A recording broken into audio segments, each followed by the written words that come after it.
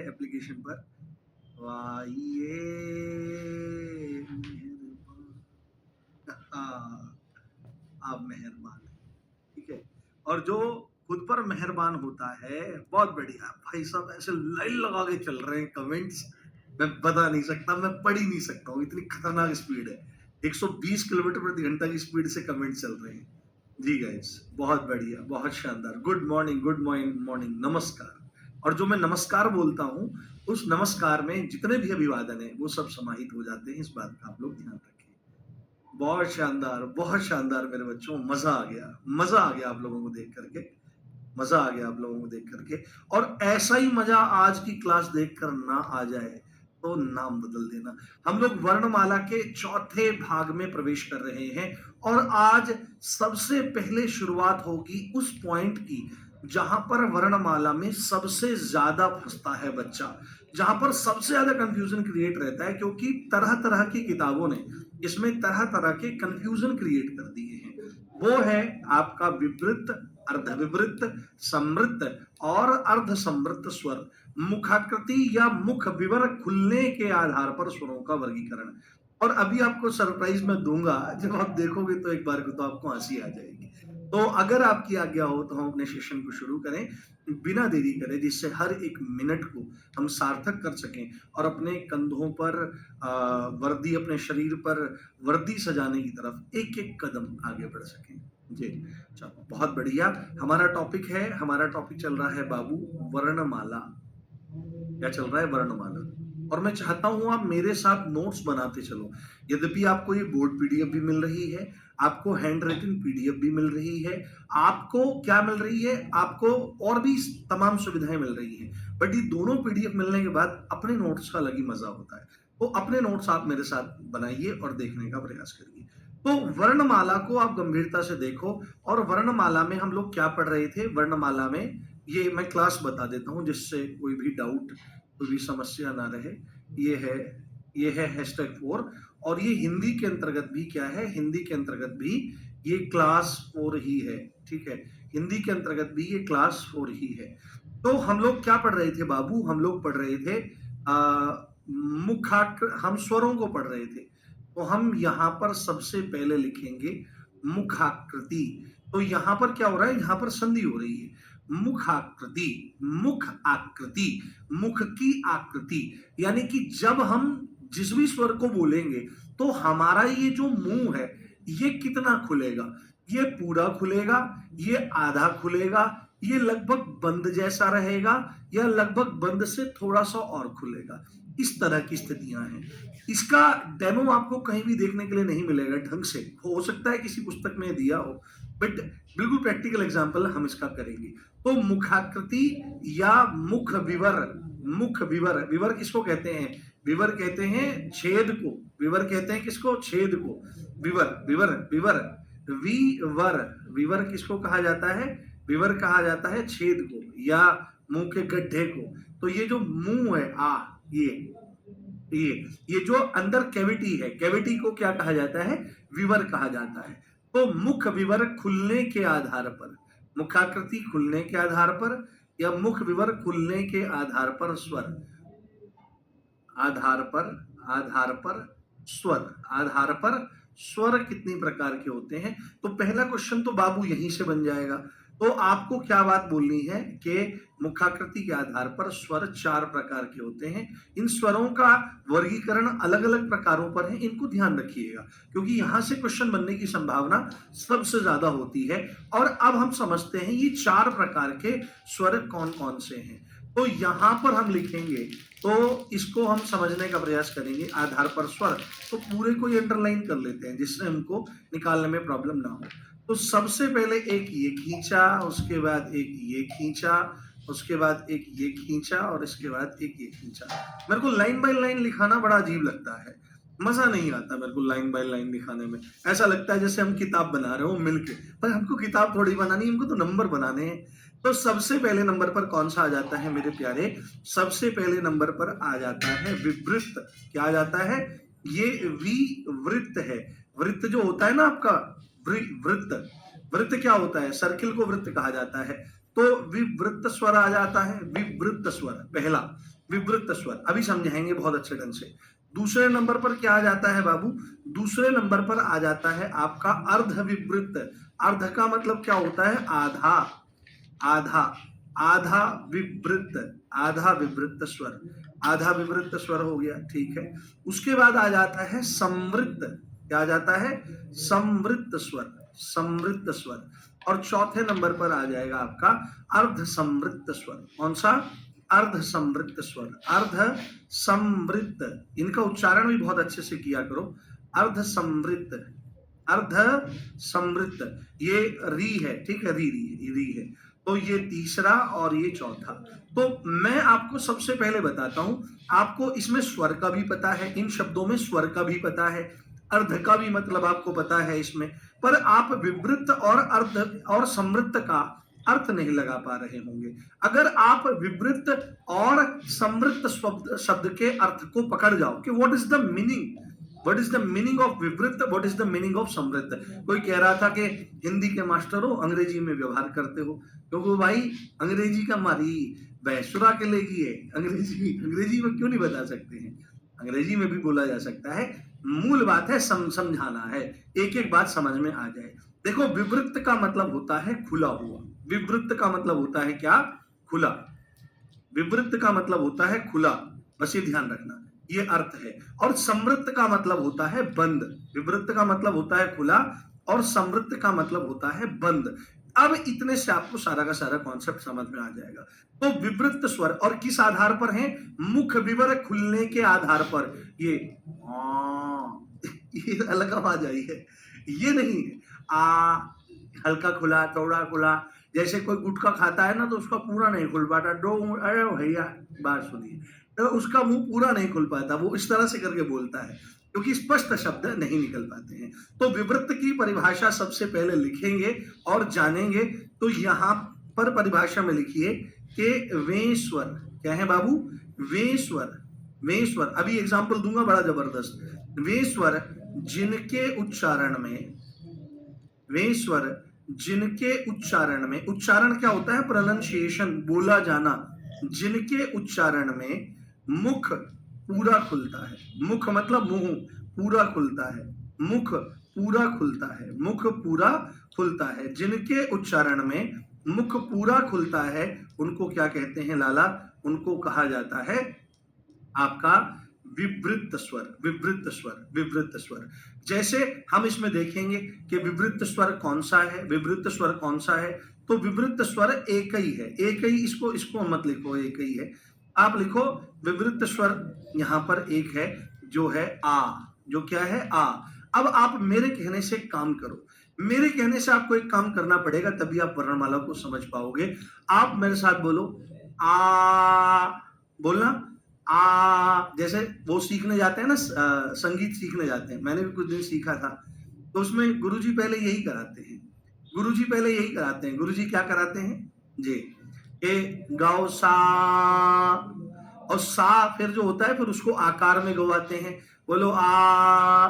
तो आप जैसे बोलोगे आ, तो आ में मुंह पूरा खुलता है, आ में मुंह पूरा खुलता है। मैं एक चीज आपको दिखाना चाहता हूं, अगले पेपर पे हम लोग चलेंगे। मैं यहां पर लिखता हूं विवृत, ठीक है, जिससे आपको एग्जाम्पल बहुत अच्छे से मिल जाए। विवृत स्वर, ठीक है, विवृत स्वर हमारा आ गया। और अब एग्जाम्पल देखो खतरनाक वाला, ठीक है, अब एग्जाम्पल देखो खतरनाक वाला। हाँ, ये देखो, मेरे को भाई साहब कुछ नहीं मिला ना, मैं अपने ही फोटो खींच के ले आया तुम्हारे लिए। ये मेरा ही मुंह है, ये मेरा ही मुंह है, दिखाई दे रहा है? जैसे ही मैंने बोला आपको तुरंत पता लगेगा, तुरंत पता लगेगा हर एक उसका। विवृत स्वर में क्या हो रहा है? विवृत स्वर में मुंह पूरा खुल रहा है, जितना मैक्सिमम खुल सकता है। आप इसको ऐसे बोल सकते हो, आ, ऐसे नहीं इसको बोलना है, इसको नॉर्मल बोलना है, आ। तो ये मैक्सिमम खुलेगा, यानी कि औरों की अपेक्षा ये सबसे ज्यादा खुलता हुआ आपको दिखाई देगा। तो विवृत का मतलब है जिसमें मुंह पूरा खुलता है, उसको विवृत कहा जाता है। उसके बाद विवृत का मतलब क्या होता है? विवृत का मतलब होता है आधा, विवृत का मतलब होता है पूरा, है ना, यानी कि खुलना, खुलना। और खुलना भी कैसा? पूरा खुलना। और जब आप लिख रहे हो अर्ध, अर्ध मतलब आधा, तो इसका मतलब यहां पर परिभाषा क्या बनेगी कि वेश्वर, इसकी परिभाषा क्या बनेगी बाबू? वेश्वर, वेश्वर, वे स्वर जिनके उच्चारण में जिनके उच्चारण में जिनके उच्चारण में मुख आधा खुलता है। क्या होता है?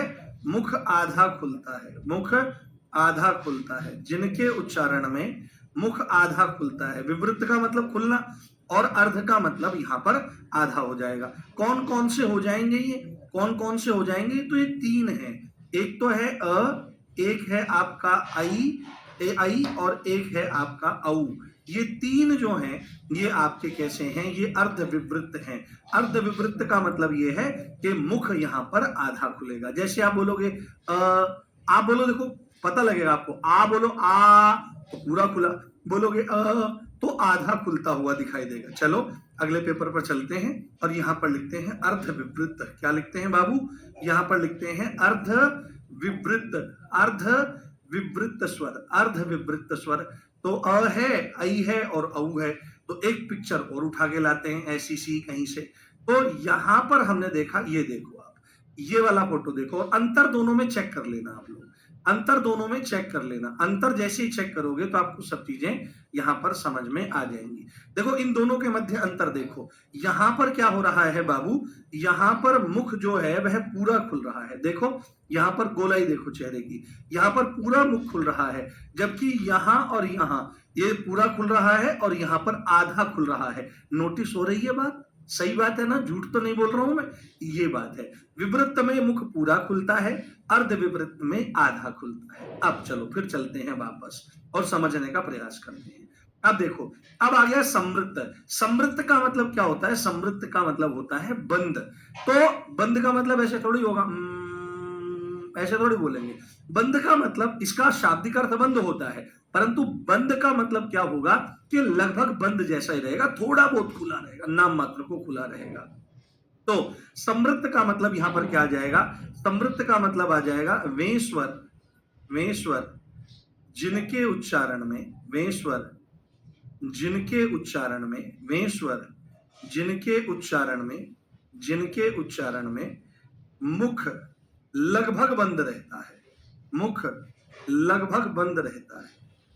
मुख लगभग बंद रहता है। मुख लगभग बंद रहता है। मुख लगभग बंद रहता है में आपके समृत स्वर आपके आ जाते हैं। और इन समृत स्वरों में कौन है? इन समृत स्वरों में ई आपका हो जाएगा, उसके बाद उ और आपका ऊ हो जाएगा। ये बात आपको ध्यान रखनी चाहिए, है ना? ये आपके चार स्वर ऐसे हैं जिसमें मुख लगभग बंद रहेगा। लगभग बंद रहेगा यानी कि थोड़ा बहुत आपका खुला रहता है। चलो आगे हम यहां पर देखते हैं, आगे यहीं पर देखते हैं और समझते हैं। हम क्या लिखेंगे यहां पर? अब लिखेंगे हम यहां पर समृत स्वर। आज तक अगर आपको पकड़ में नहीं आया होगा तो आज ये पकड़ में आ जाएगा। समृत स्वर। और चलो समृत स्वर के लिए एक पिक और उठा के लाते हैं और ये पिक है ये वाली, ये पिक है ये वाली। आज तक हम उलझते रहे, चीजों को देखते रहे। बाबू आप खुद देख सकते हो इन तीनों में डिफरेंस। इसमें विवृत में मुख पूरा खुला हुआ है, अर्ध विवृत में मुख आधा खुला हुआ है। कंपैरिजन देख सकते हो। और समृत को अगर आप गंभीरता से देखोगे तो समृत में लगभग मुंह बंद जैसा है, बस ये इतनी कैविटी खुली हुई है। देखो बस ये इतनी, यहां पर देखो कैविटी आधी खुली हुई है और यहां पर जो ये कैविटी है ये पूरी खुली हुई है। ये आप देखने का प्रयास करो तो देखो इसमें, और कुछ दांत भी इसमें दिखाई देते हैं। हालांकि ये डेफिनेशन बहुत ज्यादा गहरी हो जाती है, बट इतनी टेंशन लेने की जरूरत नहीं है। समृत में मुख लगभग बंद रहता है, ये बात आपको समझ जानी चाहिए, ठीक है। और चौथे नंबर पर अब हम अगर चलें तो यहां पर हमारा कौन सा आ जाता है? यहां पर आ जाता है अर्ध समृत। तो अर्ध समृत का मतलब क्या है? कि समृद्धि का मतलब तो होता है बंद होना, बंद होना। और अर्ध समृत यानी कि यहां पे समृत से मुख थोड़ा सा ज्यादा खुल जाएगा, थोड़ा सा समृत से ज्यादा खुल जाएगा। मैक्सिमम जगह क्या होता है? अर्ध विवृत को और अर्ध समृत को दोनों में कह देते हैं मुख आधा खुला हुआ है, बट दोनों अगर सेम होते तो फिर एक ही रहता, अलग अलग क्यों रहते? अर्ध समृत में मुख आधा खुला रहता है, जबकि अर्ध समृत की परिभाषा में आपको लिखना पड़ेगा वे स्वर जिनके उच्चारण में, वे स्वर जिनके उच्चारण में, वे स्वर जिनके उच्चारण में, वे स्वर जिनके उच्चारण में मुख समृत से कुछ अधिक खुलता है, समृत से कुछ अधिक खुलता है, समृत से कुछ अधिक खुलता है। वे स्वर जिनके उच्चारण में मुख समृत से कुछ अधिक खुलता है, कुछ अधिक, इसमें तो लगभग बंद सा ही रहता है, आपने देखा थोड़ी सी कैविटी खुली हुई है, बट इसमें क्या चीज है, इसमें समृत से थोड़ा सा ज्यादा खुलता हुआ हमको नजर आएगा, दिखाई देगा। और ये कौन से हैं? ये कौन से हैं, इस बात को आप लोग ध्यान रखें बहुत अच्छे से। ये दो हैं, ए है और आपका ओ है। तो हमने यहाँ पर सारी की सारी चीजों को जान लिया है। तो एक बार मैं दोबारा रिपीट इसको कर देता हूं, थोड़ा सा साइज छोटा कर दें हम इसका। देखो ऐसे पढ़ने में बहुत मजा आता है, एक ही स्लाइड पे हम इसके लिए अलग अलग, ये आपको कभी नहीं भूलेगा। अब जिस हिसाब से मैंने आपको बताया है, वे स्वर जिनके उच्चारण में मुख पूरा खुला रहता है, उच्चारण में मुख आधा खुला रहता है, उच्चारण में मुख लगभग बंद रहता है, थोड़ी बहुत खुला रहता है, और वे स्वर जिनके उच्चारण में मुख समृत से कुछ अधिक खुलता है। तो बाबू लगे हाथ, अब हम यहाँ पर अर्ध समृत भी लिख देते हैं। क्या कर देते हैं?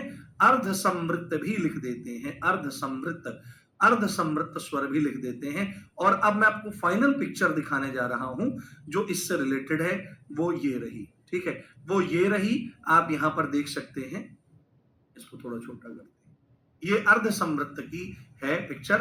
अब आप इसका और इसका कंपैरिजन देख लेंगे, आप इसका और इसका कंपैरिजन। तो यहां मुख लगभग बंद है और यहां पर थोड़ा इससे ज्यादा खुला हुआ है, थोड़ा इससे ज्यादा खुला हुआ है। देखो ये और ये समान नहीं है, इसको और इसको समान कह देते हैं लोग, पर यहां पर कैविटी देख लो, कैविटी यहां पर ये रही और यहां पर अर्ध समृत की ये रही, अर्ध विवृत की ये रही और यहां पर विवृत की ये रही। तो आपको ये कॉन्सेप्ट क्लियर हो जाना चाहिए, समझ में आ जाना चाहिए। तो विवृत मुंह खुला रहता है पूरा, अर्ध विवृत में मुख आधा खुला रहता है, समृत में लगभग बंद रहता है और अर्ध समृत में समृत की अपेक्षा कुछ ज्यादा खुला रहता है।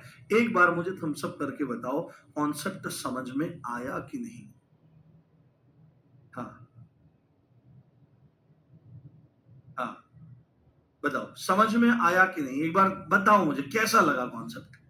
मजा आया? मेरे को कहीं फोटो नहीं मिले तो मैंने बोल बोल करके सेल्फी ली, उसमें से कट कर करके इन चीजों को निकाल दिया, जिससे मेरे बच्चों को समझ में आनी चाहिए चीजें। हाँ,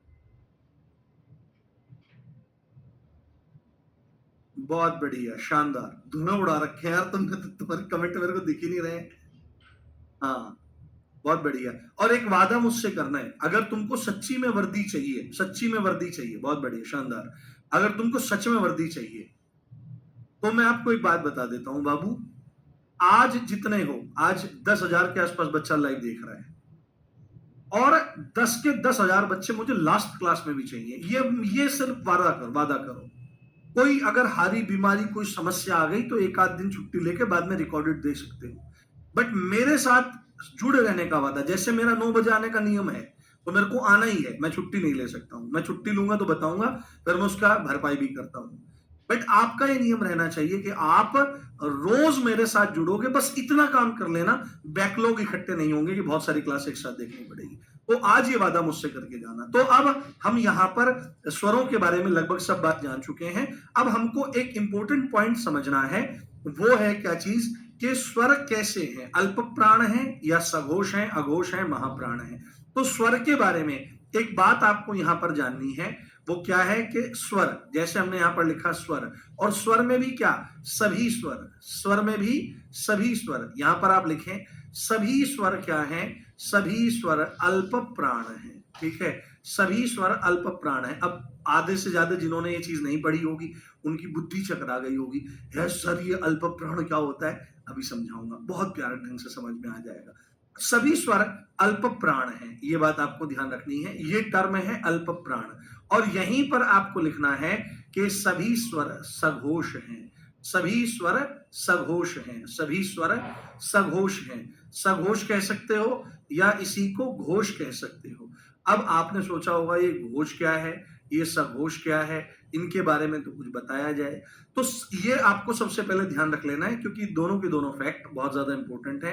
वो पूछता है स्वर कैसे हैं, तो आपको बताना है सभी स्वर अल्प प्राण हैं। और सभी स्वर कैसे हैं? तो सभी स्वर सघोष हैं, सभी स्वर घोष हैं। आइए अब एक चीज मैं आपको समझा दूं कि सघोष अघोष क्या होता है, अल्प प्राण महाप्राण क्या होता है, क्योंकि आगे जैसे ही व्यंजन में हम लोग एंटर करेंगे तो हमको यह बात समझ में आएगी, हमको इस चीज की जरूरत पड़ेगी।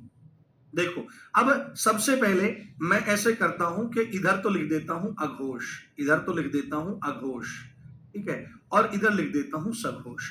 इस तरह कंपैरिजन करके चीजें बहुत दिन तक दिमाग में रहती हैं और अच्छे समझ में आ जाती हैं। पता है चीजें क्यों नहीं दिमाग में रहती? चीजें दिमाग में इसलिए नहीं रहती प्यारे, क्योंकि हम जिस तरह से उनको पढ़ना चाहिए वैसे नहीं पढ़ते हैं। हम एकदम से चीजें क्या करेंगे, हम एकदम से चीजें क्या करेंगे, अघोष वो होते हैं जिसमें गले में आवाज नहीं होती और सघोष वो होते हैं जिसमें गले में आवाज होती है, पर आपने मूल तत्व जाना ही नहीं।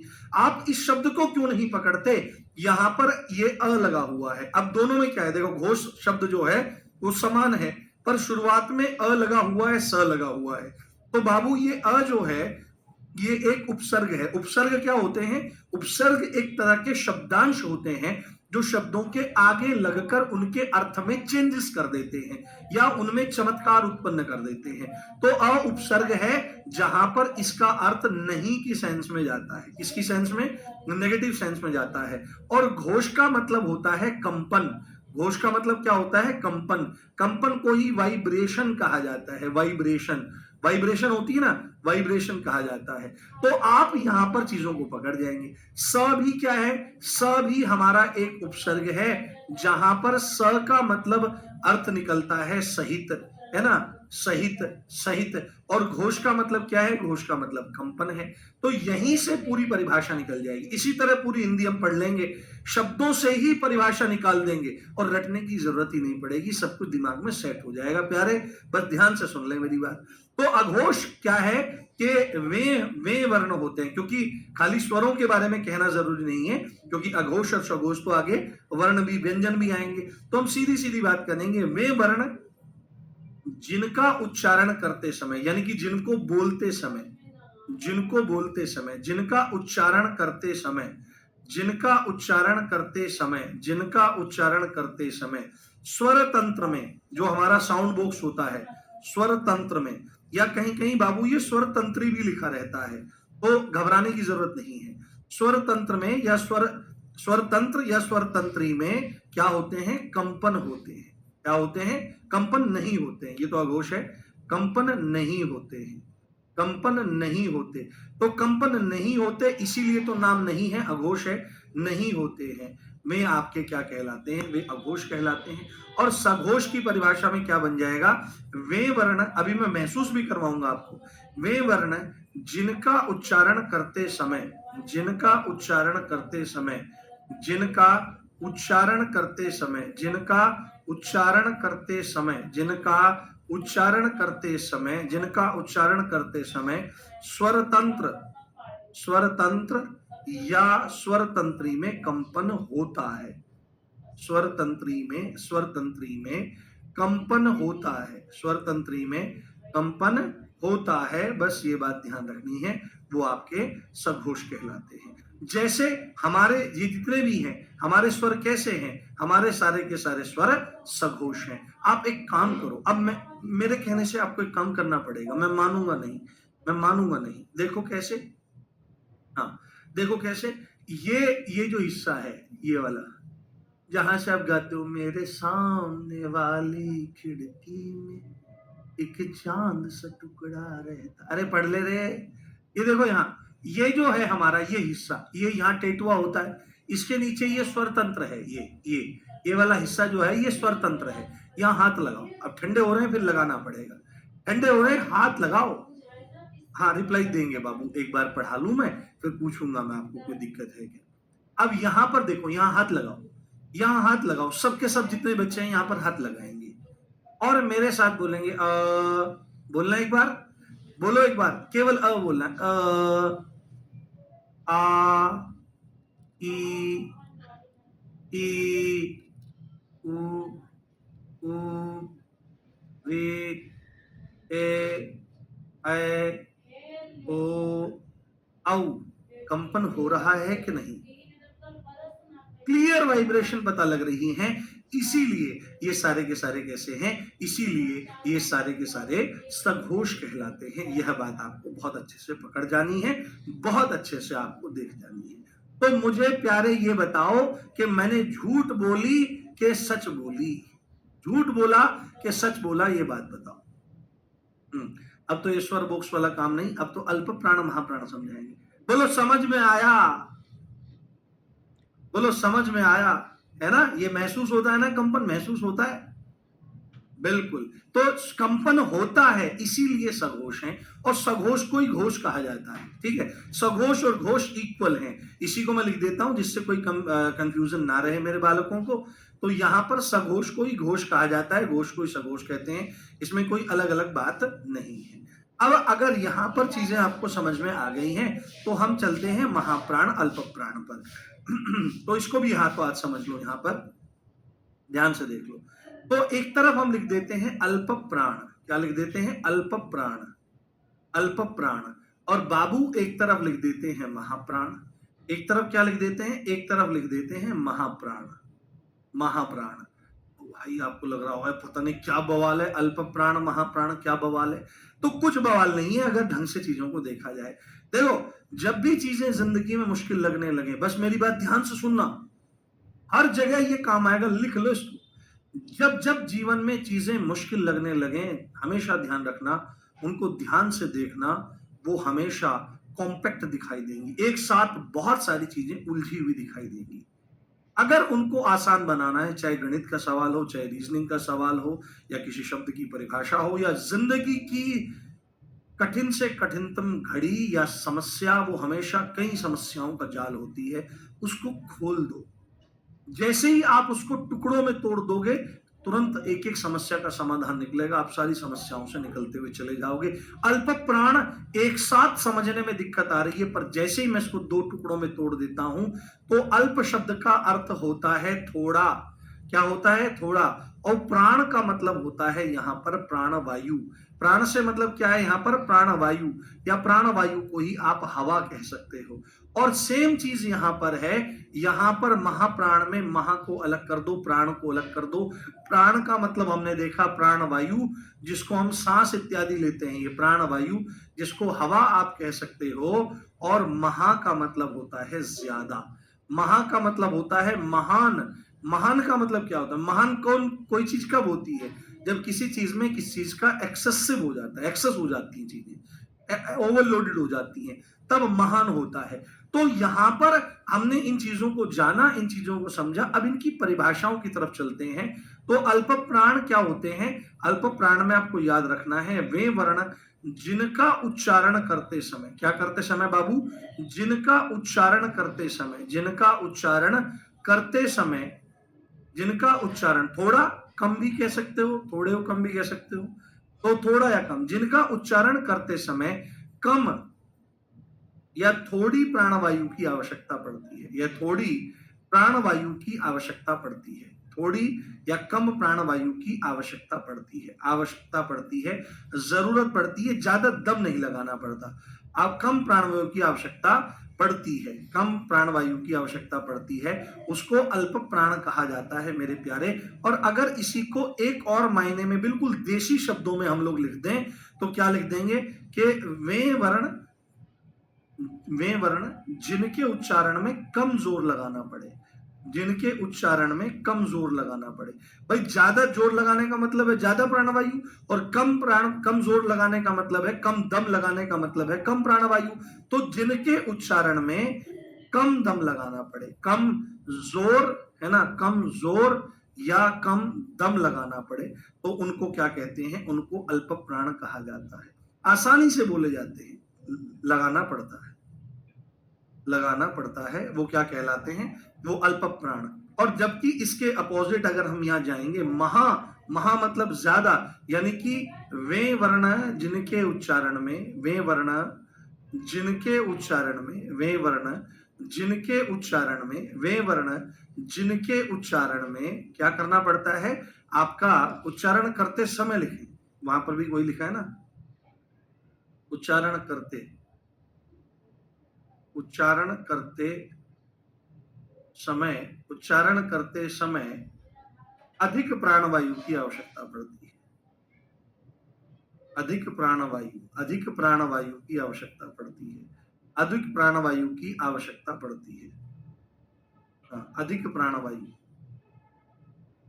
अधिक प्राणवायु, अधिक ध्यान भंग हो जाता है, अधिक प्राणवायु, क्योंकि भाषा उससे बिगड़नी नहीं चाहिए। अधिक प्राणवायु की आवश्यकता पड़ती है, अधिक प्राणवायु की आवश्यकता पड़ती है, आवश्यकता पड़ती है। उसको क्या कहते हैं लाला?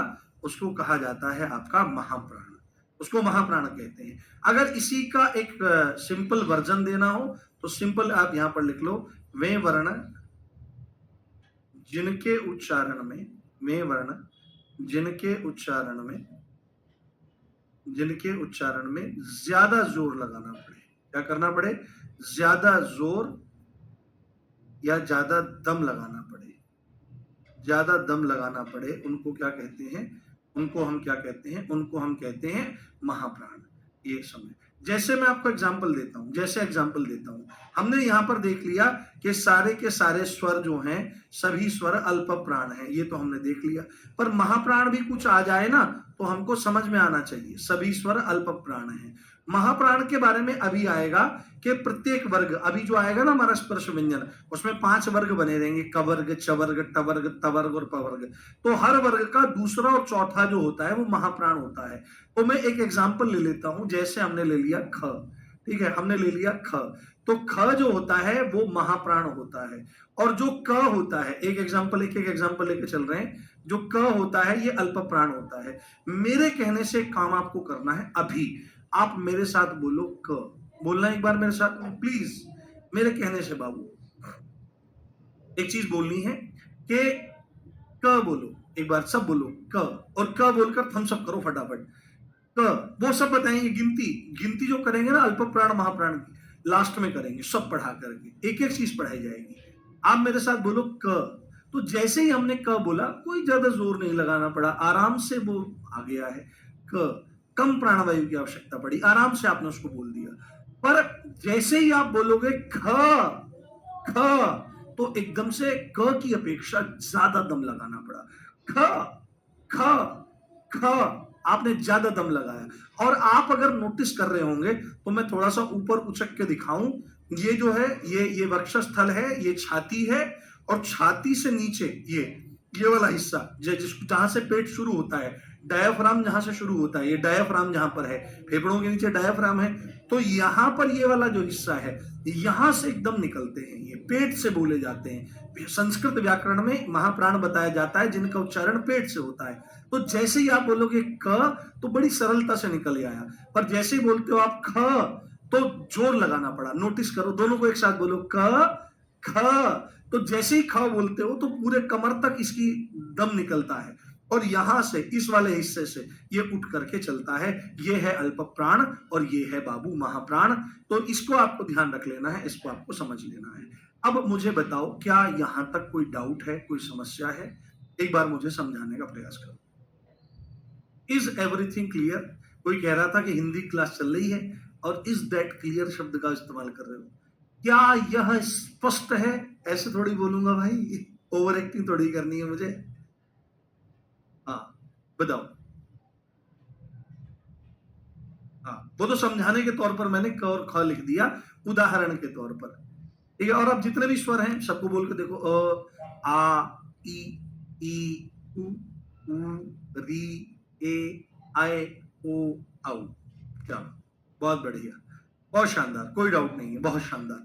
तो हमने यहां तक स्वरों को बहुत अच्छे से देख लिया है और अघोष अघोष को भी देख लिया है। इनको आपको अच्छे से जान लेना है, अच्छे से समझ लेना है। अब चलते हैं हम व्यंजन की तरफ, जो हमारा सबसे इंपॉर्टेंट पार्ट है। तो स्वरों को हमने पूरा कर दिया। स्वरों से संबंधित कोई भी प्रश्न अब आपका गलत नहीं होगा, चाहे वो कोई भी प्रश्न पूछ ले, ठीक है, इस बात को ध्यान रखना है। अब हम चलते हैं स्वरों के बाद व्यंजन पर। कहां चलते हैं? व्यंजन पर। अब व्यंजन के भी बहुत सारे मायने होते हैं। देखो, एक चीज मैं आपको समझा देता हूं, यहां पर अगर आप व्यंजन में बिंदी लगाना भूल जाओ तो बड़ी गड़बड़ हो जाती है। एक टॉपिक होता है आपका, एक टॉपिक होता है आपका समश्रुत भिन्नार्थक शब्द। सम मतलब समान, श्रुत मतलब सुनने में। जो ऐसे शब्द हैं जो सुनने में तो एक जैसे लगते हैं परंतु भिन्न है अर्थों में, समश्रुत भिन्नार्थक शब्द। अगर आप शब्द लिखो, आप शब्द लिखने जा रहे हो व्यंजन, और आप व्यंजन में इस अंक की मात्रा को लगाना भूल जाओ तो भाई साहब गड़बड़ हो जाएगी। देखो, एक शब्द है व्यंजन और एक शब्द है व्यजन। व्यजन क्या होता है? व्यजन होता है पंखा। व्यजन, व्यजन आपका होता है पंखा। और व्यंजन क्या होता है? व्यंजन आपका ये वर्ण भी हो सकता है ना, वर्ण के संदर्भ में भी आ सकता है, और कोई पकवान को भी व्यंजन कहा जाता है। ठीक है भाई, क्या व्यंजन बने हैं, क्या है? तो व्यजन माने पंखा। पंखा होता है वो हाथ वाला, जिसके बारे में गाया जाता है, बीजना जिसको कहते हैं, मेरा नो डांडी का बीजना। ये सुना होगा आपने, लोकगीत है एक। तो व्यंजन शब्द है यहाँ पर। तो हमारा किससे मतलब है? व्यंजन माने पंखा, व्यंजन माने वर्ण या पकवान होता है। तो यहाँ पर व्यंजन की परिभाषा अब हमको लिखनी पड़ेगी, क्योंकि ये दूसरा भेद है वर्ण का। तो यहाँ पर हमको ध्यान रखना है प्यारे, यहाँ पर हमको देखना है परिभाषा। यहाँ पर हम लिखते हैं परिभाषा, क्योंकि आप में से कुछ बच्चे कहते हैं कि सर अच्छे से परिभाषा लिखवा दिया करो। बाबू, हमको परिभाषा लिखने से ज्यादा जरूरी कॉन्सेप्ट ये है कि चीजें समझ में आए। ठीक है, परिभाषाएं तो पुस्तकों में भरी पड़ी हैं, पर फिर भी आपके कहने से मुख्य मुख्य चीजों को हम लिख देते हैं। तो यहाँ पर लिखो कि वे वर्ण, क्योंकि हैं तो वर्ण ही, वे वर्ण जो स्वरों की सहायता से बोले जाते हैं। वे वर्ण जो स्वरों की सहायता से, वे वर्ण जो स्वरों की सहायता से, वे वर्ण जो स्वरों की सहायता से बोले जाते हैं। वे वर्ण जो स्वरों की सहायता से बोले जाते हैं। वे वर्ण जो स्वरों की सहायता से बोले जाते हैं व्यंजन कहलाते हैं। व्यंजन कहलाते हैं। क्या कहलाते हैं? व्यंजन कहलाते हैं। वे वर्ण जो स्वरों की सहायता से बोले जाते हैं व्यंजन कहलाते हैं। यह बात आपको ध्यान रखनी चाहिए। एक चीज मैं आपको बताता हूं, एक स्पेशल नोट आप यहां पर ऐड कर लो। एक स्पेशल नोट आप यहां पर ऐड कर लो कि नोट, इसको नोट के तौर पर ऐड कर लो आप, क्योंकि अगर कई बार ऐसा होता है कि एग्जामिनर पूछ लेता है, जो स्वर होते हैं, स्वर है ना, इनका अन्य नाम, स्वर जो होते हैं इनका अन्य नाम, इनका अन्य नाम क्या है? और व्यंजन जो होते हैं, व्यंजन जो होते हैं, व्यंजन जो होते हैं, इनका अन्य नाम क्या होता है? इनको और किस नाम से बुलाया जाता है? तो आपको हमेशा ध्यान रखना है कि स्वरों का अन्य नाम अच होता है। संस्कृत के अनुसार ये कॉन्सेप्ट है आपका पूरा, कि इसका अन्य नाम, स्वरों का अन्य नाम होता है अच। ये कभी संस्कृत पढ़ाएंगे ना हम आपको, तब बताएंगे। तो और व्यंजन का दूसरा नाम हल होता है। क्या होता है? हल होता है। हल क्योंकि हलंत लगता है, शुद्ध रूप क्या होता है? हल होता है। यह बात आपको ध्यान रख लेनी चाहिए। स्वर का अन्य नाम अच होता है और व्यंजन का अन्य नाम हल होता है। तो अगर कहीं पर लिखा आ जाए कि इसमें कौन सा हल है, तो आप ये मत समझ लेना मेरे देश की धरती सोना उगले, ये नहीं समझना है। यहाँ पर हल का मतलब व्यंजन से आपको निकालना है। अच्छा, ये क्या कॉन्सेप्ट है, ये क्या खेल है कि स्वरों की सहायता से बोले जाते हैं? पहली बात तो आपको एक चीज समझ लेनी है, एक चीज जान लेनी है कि व्यंजनों का शुद्ध रूप, व्यंजनों का शुद्ध रूप, व्यंजनों का जो शुद्ध रूप है, व्यंजनों का जो शुद्ध रूप है, शुद्ध रूप जो है वह हल रूप होता है। क्या होता है? हल रूप होता है। और हल रूप का मतलब क्या है? हलंत लगा होता है। क्या लगा होता है? हलंत लगा होता है। हलंत लगा होना, हलंत लगा होना ही हल रूप कहलाता है। ये बात ध्यान रखनी है। जैसे आपने हमेशा एक चीज देखी होगी, मैं एक उदाहरण के माध्यम से बताता हूं। आपने एक चीज हमेशा देखी होगी प्यारे, कि इस तरह से लिखा रहता है कि क के नीचे हलंत, ख के नीचे हलंत, ग के नीचे हलंत, घ के नीचे हलंत और ग के नीचे हलंत। इसका मतलब क्या है? इसका मतलब ये है बाबू कि ये यहाँ पर व्यंजनों के शुद्ध रूप को दिखाया गया है, यानी कि ये स्वर रहित हैं, यानी कि ये शुद्ध हैं, इनमें अभी स्वरों की मिलावट नहीं हुई है। इनको अगर आपको बोलना है, इनका अगर आपको उच्चारण करना है, तो आपको इनमें स्वरों की मदद लेनी पड़ेगी। और मैं आपको एक बात बताता हूं, अगर आपको एक चीज समझ में आती होगी कि अगर आपको आधा क लिखना है तो आधा क हम ऐसे लिखते चले आ रहे हैं, और अगर आपको थोड़ा भी ज्ञान होगा तो आधा क ऐसे भी लिखा जाता है। आधे का मतलब होता है स्वर रहित। ये क्या है? ये आधा क है। ये क्या है? आधा क। तो आधा क, यहां पर आधे का मतलब क्या है? आधे का मतलब है यहां पर स्वर नहीं है, ये स्वर रहित क है। क्या है? ये स्वर रहित क है। और स्वर रहित क होने का मतलब है कि क अपने शुद्ध रूप में है, हलंत लगा हुआ है, इसलिए इसको हल कहा जाता है। अब अगर आपको इसको बोलना है तो बोलेंगे कैसे बाबू? तो आप बहुत ध्यान से मेरी बात सुनिएगा, अगले पेपर पर चलते हैं। पेपर की हमारे पास कोई कमी नहीं।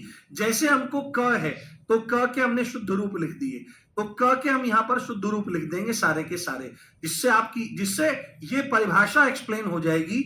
ये परिभाषा आपकी एक्सप्लेन हो जाएगी बहुत अच्छे से कि इसको बोला जाता है। क के साथ में अ लगाओगे, क के साथ में आ लगाओगे, ई लगाओगे, उसके बाद बड़ी ई लगाओगे, उसके बाद आपका क्या लगा दोगे? ऊ लगा दोगे। उसके बाद यहां पर देखो, आप ध्यान से देखो, क के साथ में बड़ा ऊ लगा दोगे। ये हलंत हैं, सब हलंत लगे हुए हैं।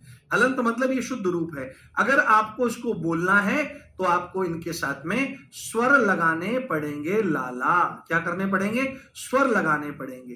तो यहां पर देखो, क है, उसके साथ में आई आ जाएगा, क है, उसके साथ में ओ आ जाएगा, और हमारा क्या आ जाएगा? क के साथ में औ आ जाएगा। यानी कि ये सब के सब आपके शुद्ध रूप हैं, आप इनको बोल नहीं सकते।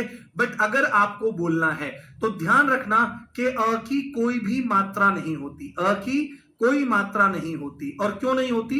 क्योंकि स्वाभाविक रूप से स्वरों के साथ ये मिला रहता है। तो यहां पर ये क्या आ जाएगा? क आ जाएगा। उसके बाद इसकी क्या मात्रा होती है? इसकी मात्रा होती है डंडा, तो क और आ मिलकर के का बन जाएगा। इसकी होती है ये मात्रा, तो यहां पर इन दोनों का मेल की हो जाएगा। इसकी होती है ये बड़ी ई की मात्रा, ये वाली, तो इसके साथ मिलकर के ये की हो जाएगा। इसकी होती है आपकी क्या? इसकी होती है छोटे ऊ की मात्रा, तो ये हो जाएगा कू। उसके बाद इसकी होती है क्या? ये बड़े ऊ की मात्रा, तो ये हो जाएगा कू। इसकी होती है ये री की मात्रा, तो ये हो जाएगा क्री, कृष्ण वाला क्री। अब ध्यान से देखना है, ए की होती है एक मात्रा, ये आपको संधि में बहुत काम आएगा। आपको लग रहा होगा मास्टर जी ये क्यों बता रहे हैं? बाबू आपका फाउंडेशन तैयार कर रहा हूं, बहुत सारे टॉपिक आगे पढ़ाने हैं, जिससे कोई दिक्कत, कोई समस्या ना हो, जिससे आपको वर्ण विच्छेद करने में समस्या ना हो। जब संधि पढ़ाऊंगा ना तो जिंदगी भर संधि याद रहेगी और वहां ये सब चीजें काम आएंगी। तो ये क्या हो जाएगा? ये हो जाएगा के। उसके बाद आई की, अब देखो ध्यान से, इस ए की तो एक मात्रा होती ही है और इसके ऊपर एक और मात्रा धरी है, तो यहां पर ये हो जाएगी दो मात्रा, ये हो जाएगा कई। और इसके बाद को की एक मात्रा होती है तो ये को हो जाएगा, और यहां पर औ की दो मात्रा होती है तो यहां पर कऊ हो जाएगा। तो ये बात हमारी सिद्ध होती है कि अगर व्यंजनों का उच्चारण करना है तो स्वरों की मदद लेनी पड़ेगी। और ये परिभाषा भी यहां पर सिद्ध हो गई कि वे वर्ण जो स्वरों की सहायता से बोले जाते हैं व्यंजन कहलाते हैं। इज दैट क्लियर और नॉट? इज दैट क्लियर और नॉट? बताओ दोस्तों, बताओ, समझ में आई बात? क्या है कि वे वर्ण जो स्वरों की सहायता से बोले जाते हैं, और स्वरों की सहायता से बोले जाने का मतलब क्या है कि मात्राएं लगती हैं, उन्हीं के आधार पर बोलते हैं। क्या आप इनके अलावा कोई चीज का उच्चारण करते हैं? क्या आप इनके अलावा कोई चीज का उच्चारण करते हैं? जैसे अगर आप, जैसे अयोग वाह भी हैं, तो अयोग वाह भी जो होते हैं, हालांकि उनको स्वरों में काउंट नहीं करते, पर उनको भी ये ऊपर अनुस्वार होता है तो ये क्या आ जाता है? कंग हो जाएगा। और उसके बाद अनुस्वार जो हमारा विसर्ग है, इसको भी अगर इसी में ऐड करोगे तो ये क्या हो जाता है? ये इस तरह से रहता है हमारा, ये इस तरह से रहता है हमारा, ये यहां पर दो बिंदी हो जाएगी तो ये कह हो जाएगा। 12 खड़ी आपने पढ़ी होंगी, तो ये चीजें आपकी सिद्ध होती हैं कि जो वर्ण स्वरों की सहायता से बोले जाते हैं उनको हम व्यंजन कहते हैं, उनको हम ये कहते हैं। व्यंजनों का शुद्ध रूप हल रूप हलंत, और हलंत लगा हुआ ही क्या होता है? आधा कह सकते हो आप अभी संयुक्त वर्ण पढ़ोगे, पेपर में एक कॉन्सेप्ट आया था, ध्यान पूरा यहां रखो तो सब चीजें एकदम समझ में आएंगी। जरा सा भी ध्यान इधर उधर नहीं भटकाना है, कोई दिक्कत, कोई समस्या वाली बात नहीं है।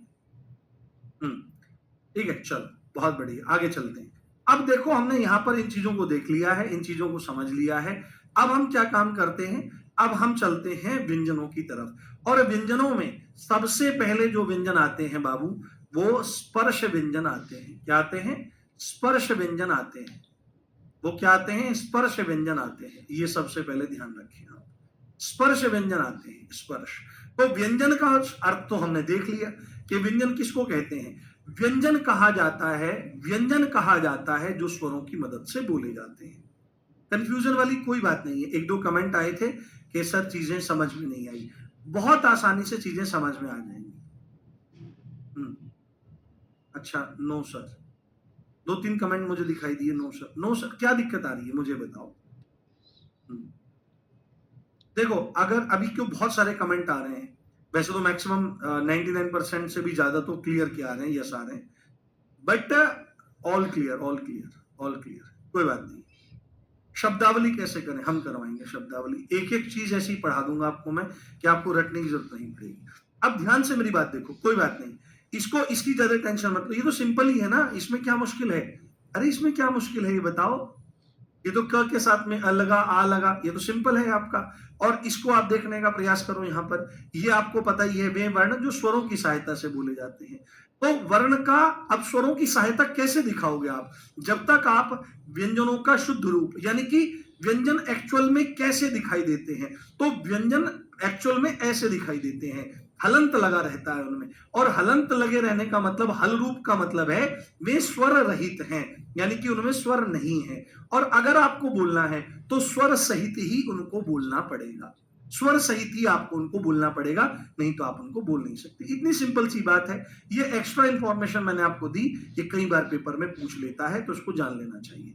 ठीक है, चलो अब देखो, स्पर्श, स्पर्श है ना, स्पर्श करना, स्पर्श। जैसे एक पोक्सो अधिनियम है, कई बार क्वेश्चन पूछ लेता है, आपके पेपर में भी क्वेश्चन जरूर आएगा, ध्यान रखना। जो नए कानून आए हैं ना, बीएनएस आया है, बीएनएसएस आया है, पहले आईपीसी सीआरपीसी चलती थी, तो दिल्ली पुलिस में भी उससे 2 3 4 क्वेश्चन तक बने हैं किसी की शिफ्ट में, आपके पास भी आएगा। एक पोक्सो एक्ट है, prevention of protection of children from sexual offences act 2012। POCSO बहुत लगता है, ये जो 17 साल की लड़कियों से तुम मोहब्बत करने लगते हो, तो पहले आधार कार्ड देखा करो, बाद में प्यार की बात किया करो, क्योंकि मोहब्बत हो जाती है। और आपको मैं एक बात बताता हूं कि अगर 17 18 साल से नीचे की अवस्था की कोई स्त्री है, महिला है, वो अगर सम्मति भी दे कि हाँ हमारे साथ में आप संपर्क स्थापित करिए, शारीरिक संपर्क स्थापित करिए, आपने कर दिया, दैट इज रेप। ध्यान रखना, 18 साल से नीचे आयु की महिला के साथ उसकी मर्जी से भी अगर सेक्सुअल इंटरकोर्स होता है, दैट इज रेप। और भाई साहब, रेप का भी चार्ज लगेगा और पोक्सो का भी लगेगा, इसलिए पढ़ाई में पूरा ध्यान होना चाहिए। तो वहां पर स्पर्श की बात आती है, सेक्शन 7 ऑफ पोक्सो, वो क्या आता है, वो सेक्सुअल असॉल्ट में आता है। तो अगर आपने किसी को छू दिया, और विशेषकर वक्षस्थलों पर, विशेषकर कहीं प्राइवेट पार्ट्स पर, तो ये आपका सेक्सुअल ऑफेंस बन जाएगा। इस चीज को ध्यान रखें, नॉलेज बढ़ानी चाहिए अपने बच्चों की हमेशा। तो स्पर्श का मतलब क्या होता है? स्पर्श का मतलब होता है टच। क्या होता है? अरे मुझे टच मत करो। अरे तुमको टच क्यों नहीं करे? अरे तू तो दोस्त है मेरा यार, तू लड़कियों की तरह बिहेव क्यों कर रहा है? तो टच करना। तो यहां पर आपको बात आएगी, क्या सर इनका उच्चारण ऐसे होता है? ग, अ, ग, ऐसे नहीं होता है। इनका उच्चारण कैसे होता है बाबू? यहां पर ध्यान रखना है कि वे वर्ण, वे वर्ण, इनकी परिभाषा क्या है? वे व्यंजन, व्यंजन लिखते हैं सीधे अब तो, वे व्यंजन जिनका उच्चारण करते समय, जिनका उच्चारण करते समय, वे वर्ण, वे व्यंजन जिनका उच्चारण करते समय, जिनका उच्चारण करते समय वायु मुख के किसी न किसी भाग से स्पर्श करती है। वायु मुख के किसी न किसी भाग से, है ना, किसी न किसी भाग से, किसी न किसी भाग से, किसी न किसी भाग से, किसी न किसी भाग से स्पर्श करती है, किसी न किसी भाग से स्पर्श करती है, किसी न किसी भाग से स्पर्श करती है, स्पर्श व्यंजन कहलाते हैं। क्या होते हैं? स्पर्श व्यंजन कहलाते हैं, स्पर्श व्यंजन कहलाते हैं। मुख के किसी न किसी भाग से करती हैं, स्पर्श व्यंजन कहलाते हैं। ठीक है, अब जो मैं बात बताने जा रहा हूं पूरा ध्यान इधर रखना, क्योंकि अगर ध्यान थोड़ा सा भी इधर उधर हुआ प्यारे तो गड़बड़ हो जाएगी। ठीक है, ये जो स्पर्श व्यंजन है बाबू, ये स्पर्श व्यंजन है जो, इनकी संख्या जो है, इनकी संख्या जो है वो कितनी है, 25 है। कितनी है संख्या, कितनी है, 25 हमको पता है। और साथ में आपको एक बात जाननी है, ये 5 वर्गों में बटे हैं। कितने वर्गों में, 5 वर्गों में विभाजित है। कितने वर्गों में बाबू, 5 वर्गों में ये आपके विभाजित हैं। 5 वर्गों में ये आपके विभाजित हैं, ये भी आपको समझ लेना है। और क्योंकि हर एक वर्ग में 5 व्यंजन होते हैं और 5 वर्ग आपके हैं, तो वर्गों में विभाजित होने के कारण इनका एक अन्य नाम भी है, इनका एक अन्य नाम भी है, इनका एक अन्य नाम भी है। इनको वर्गीय व्यंजन भी कहा जाता है। पेपर में अगर पूछ लिया जाए कि वर्गीय व्यंजन कौन से होते हैं, तो वर्गीय व्यंजन स्पर्श व्यंजनों को ही बोला जाता है। क्यों बोला जाता है, क्योंकि 5 वर्गों में ये विभाजित है। ये बात ध्यान रखना है। ठीक है, अब एक एडिशनल चीज जो शायद ही आपको अब से पहले पता होगी, क्योंकि एग्जामिनर दिन पे दिन एडवांस होता जा रहा है, तो हमको इस तरह से तैयारी करनी है कि कोर कॉन्सेप्ट तो समझ में आई ही, एग्जामिनर ज्यादा नेता बनने की कोशिश करे तो उसको पता होना चाहिए कि हम आरडब्ल्यूए से पढ़कर आए हैं, हम अच्छे शिक्षकों से पढ़कर आए हैं जो जी जान लगाते हैं, कॉपी पेस्ट कंटेंट हमारे सामने पेश नहीं करते हैं। तो इस बात को ध्यान रखना है। एक अन्य नाम भी है, एक अन्य नाम भी हमारा यहां पर आ जाता है। बहुत बढ़िया, बहुत शानदार।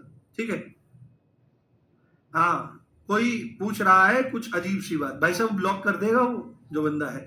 एक अन्य नाम भी इसका है, इनको उदित व्यंजन भी कहा जाता है। ये पहली बार शायद आपको पता लग रहा होगा कुछ लोगों को या मैक्सिमम लोगों को।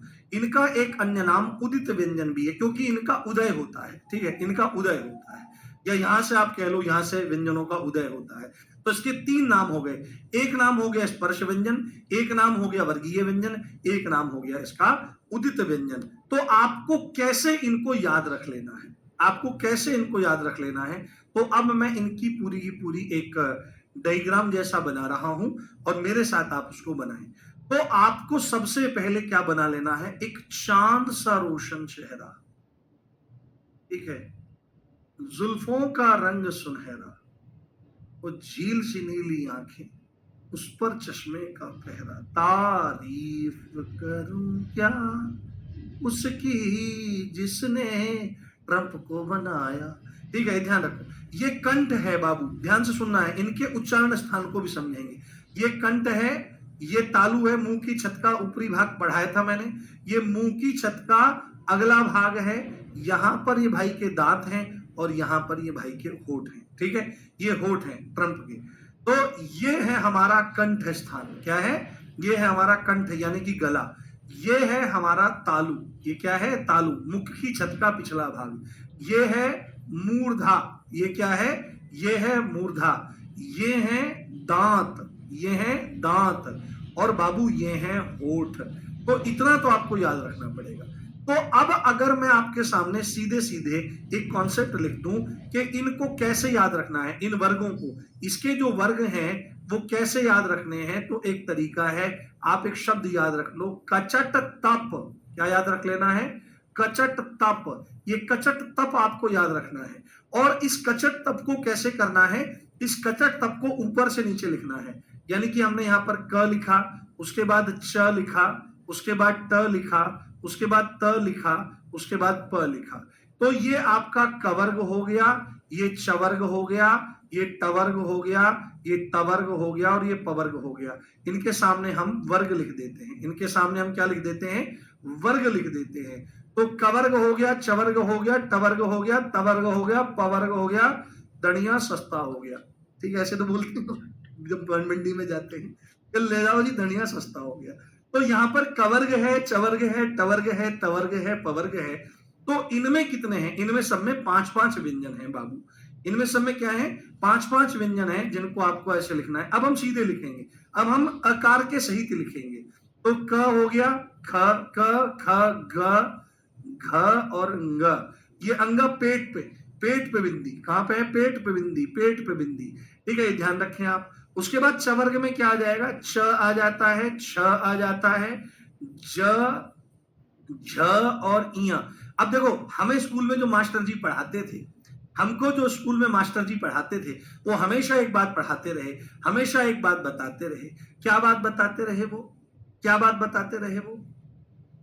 हमेशा एक ही बात बताते रहे, कै खे गे घे अणे खाली, टे छे जय जय अणे खाली।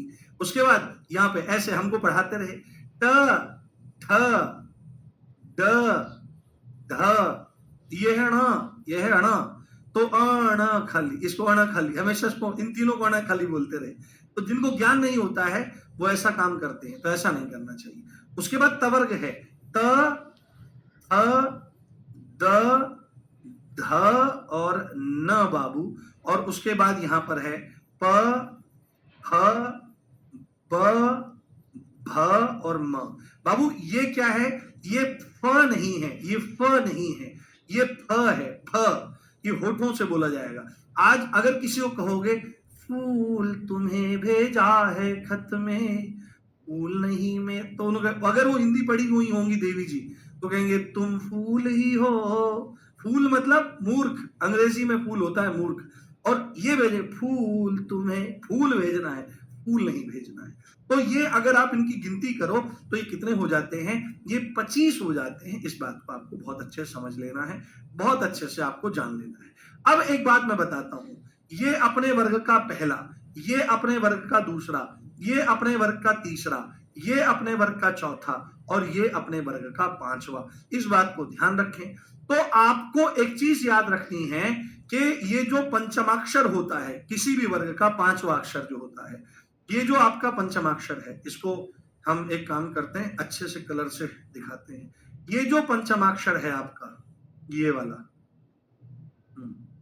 गड़बड़ हो गई। ये जो पंचमाक्षर है आपका, ये वाला, ये पंचमाक्षर जो है, इसका एक नाम है। ये क्या है? ये पंचमाक्षर है बाबू। क्या है? ये पंचमाक्षर है। पंचम मतलब पांचवा, और अक्षर मतलब वही वर्ण की, तो पंचमाक्षर कह देते हैं। क्योंकि वैसे अक्षर और वर्ण अलग अलग होते हैं, मैंने समझाया था आपको, पर ये पंचमाक्षर है। इस पंचमाक्षर को क्या कह देते हैं? इस पंचमाक्षर के दो नाम हैं, इनको अनुनासिक कह देते हैं। क्या कह देते हैं बाबू? इनको अनुनासिक कह देते हैं और इनको नासिक्य कह देते हैं। क्या है? कि ये अनुनासिक व्यंजन है या ये नासिक्य व्यंजन है। ये बात आपको ध्यान रखनी है, ये बात आपको बहुत अच्छे से समझ करके चलनी है। तो आप बोलोगे कि सर अनुनासिक या नासिक व्यंजन क्या होते हैं? अनुनासिक या नासिक के व्यंजन क्या होते हैं? चलो आज तो समय पूरा हो गया है, हम इस स्लाइड को कल यहीं से उठा के रखेंगे, इस पूरी स्लाइड को दोबारा से, क्योंकि जिससे आपका अंडरस्टैंडिंग बना रहे। कल इसको कंप्लीट करते हैं। अगर अगली क्लास नहीं होती तो मैं 10 मिनट एक्स्ट्रा करके और चीजों को कर देता। बताओ कैसी लगी क्लास? मजा आया? बस मुझसे एक वादा करके जाना है। इस समय 10,000 बच्चे मुझे लाइव देख रहे हैं, 10,000, लगभग 10,000 हैं। तो हर एक बच्चा डेली क्लास में रहे, वर्दी पक्की हो जाएगी, ये वादा है। वर्दी पक्की हो जाएगी। बस एक नियम रखना है, सब रिश्तेदारी सब कुछ भूल भाल के इस समय बस 3 महीने 3.5 महीने मुझे दे दो आप, क्योंकि बीच में संडेज भी आएंगे, बीच में छुट्टियां आएंगी। तो 3-3.5 महीने मुझे आप दे दो अपने, और हिंदी में मैं आपको 37 में 37 दिलाने में पूरी जी जान लड़ा दूंगा। और जिस दिन पेपर में जाके बैठोगे निराश नहीं होगे, ये मेरा वादा है। मैं इधर मेहनत करूंगा, उधर तुमको केवल क्या करना है, तुमको ठीक 9 बजते ही क्लास में आकर के बैठ जाना है। और एक बार नोट्स बनाए हैं, इनका on the daily basis revision करते चले जाना है। चलो, बहुत शानदार। आपने हम पर विश्वास किया और आपने हम पर भरोसा दिखाया। बहुत बहुत धन्यवाद दोस्तों, बहुत बहुत प्यार आपको, और आपका दिन मंगलमय हो। आज भी कुछ लोग मकर संक्रांति उत्सव मना रहे हैं, पर्व मना रहे हैं, तो आपको मकर संक्रांति की बहुत बहुत शुभकामनाएं। खूब प्रसन्न रहिए, स्माइल करते रहिए, टेंशन बिल्कुल नहीं लेनी है। अगर कोई चीज समझ में नहीं आती तो उसको छोड़ करके ऐसे परेशान नहीं होना है, उसको समझने की कोशिश करनी है, बस ये बात है। Love you all guys, take care, bye.